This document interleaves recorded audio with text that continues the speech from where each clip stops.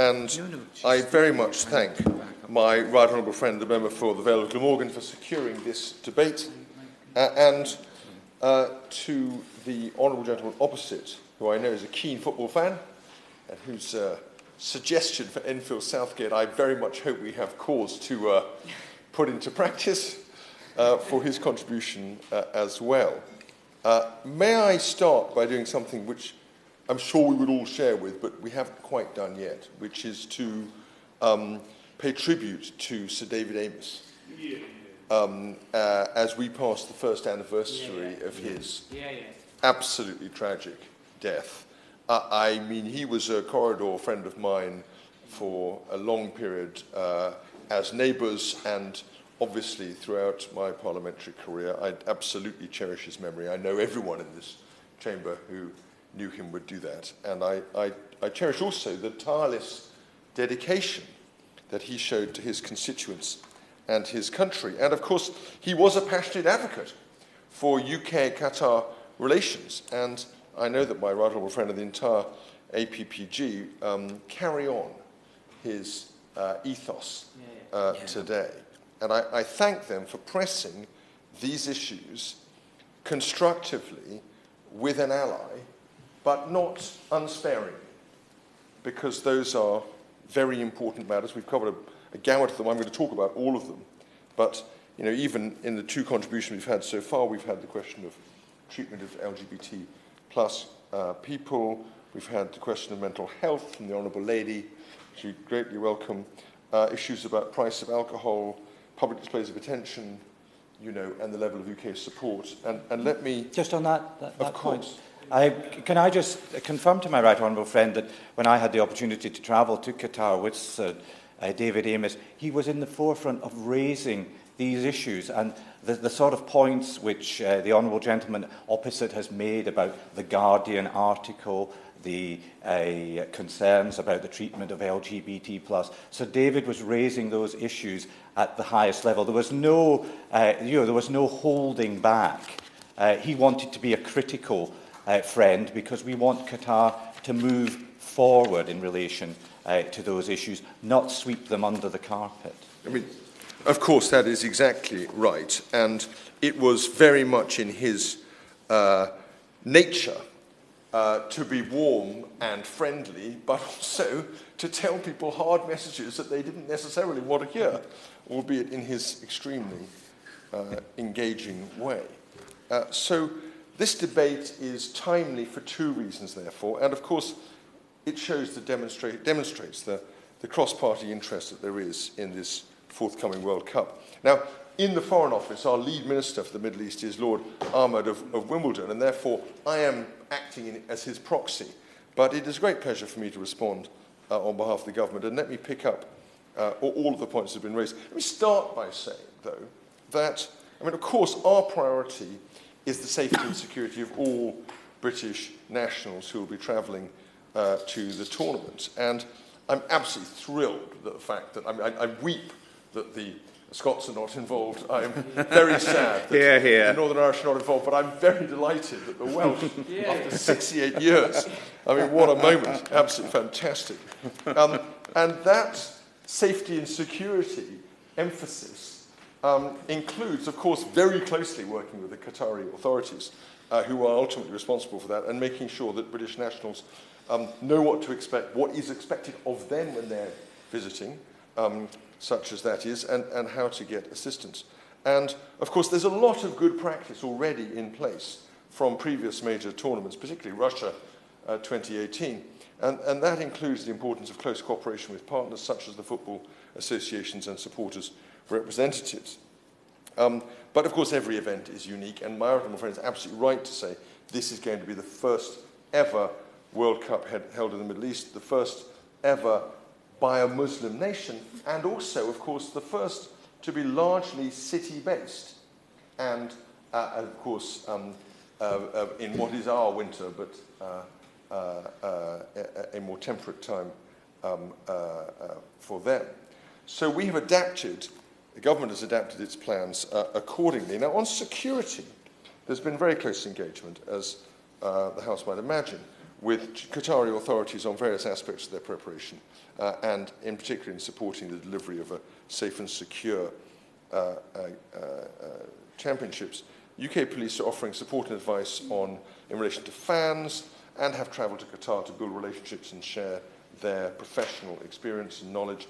Many of members of the House will be aware that the UK has a lot of experience of football-related policing, and our police typically deploy to overseas tournaments for this reason. At the same time, Ministry of Defence will be supporting Qatar with military capabilities, not just in relation to the much-travelled and much-advertised Joint Typhoon Squadron, perhaps even more relevantly in relation to counter-terrorism, which obviously remains a threat, particularly in an event of this magnitude and profile.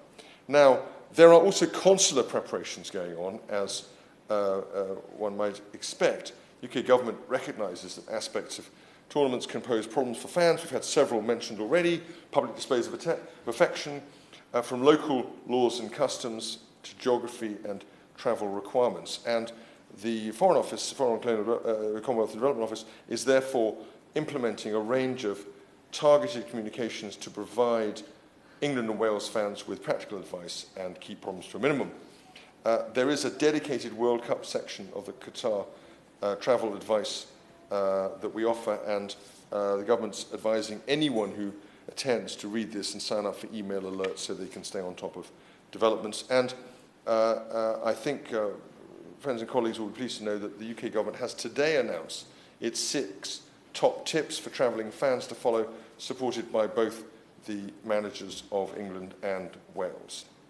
But at the same time, there's been a close engagement with Qatar on topics relating to the fans themselves. Now, the one that's been first and foremost raised by all those who've spoken has been the issue of LGBT plus visitors. And ministers, I want to reassure colleagues that ministers and senior officials have raised these issues at all levels and continue to do so. Now, the authorities are quite clear that their commitment is that everybody is welcome and that they will respect that. But we on our side need to continue to encourage, to continue to press for the equal treatment of all fans and respect for individual rights, not just in the words, but in the action, the specific context of the matches as they take place, so that anyone of any background can go out and enjoy themselves. Now, when it comes to consular assistance, the FCDO will be offering an enhanced consular presence in Qatar throughout the tournament, and British nationals will have a 24/7 capacity to call FCDO if they need help or advice. And of course, there are appropriate parallel plans in place for the wider region, because, of course, it is likely to be the case, the government's aware, that many fans are hoping to base themselves elsewhere and travel into Qatar for match day. So that's an important further preparation. In terms of the legacy, which has been raised by my honourable opposite, of course, in recent years, the World Cup has allowed UK government to engage across much wider bilateral areas, trade, culture, but also rights as well. And one would expect, and there will be engagement not merely in those more relevant areas historically of trade and culture, but also the one that is so salient now, which is of rights, as has been raised. Qatar is a close partner, and we need and we have to use this opportunity to strengthen that bilateral relationship, but also to broaden it in the way that's been described and to make it more enduring. There are lots of British companies on the trade side that have played a notable role in World Cup preparations, including in relation to football stadia and many other aspects. And NGOs have been collaborating on legacy and inclusion themes. Only last week, Street Child United successfully hosted the 4th Street Child World Cup in Doha. There will likewise be opportunities during the event to showcase what the UK has to offer. As I say, I am rooting at one remove, and I'm afraid, tragically, only after the 3 Lions for Wales. And my right honourable friend can correct me on whether Umlaen Cymru is the correct Welsh for saying, come on, Wales, but I can tell you we're going to be pressing this on behalf of the nation as a whole, provided I hope that the games do not, that the matches do not yield any kind of contest between us both until the final. Of course, the other thing that's been rightly raised is labour rights, workers' rights, and these two need to continue to be an important part of the picture. As I think colleagues will know, the UK absolutely welcomes the concrete steps rightly highlighted by the Honourable Gentleman for Enfield Southgate hitherto, including the introduction of a non-discriminatory minimum wage. But the priority, as he rightly says, must be the implementation and enforcement of those reforms, and not just now, but not just when the attention of the world is on Qatar, even once those workers move off the radar screen and in future years to come.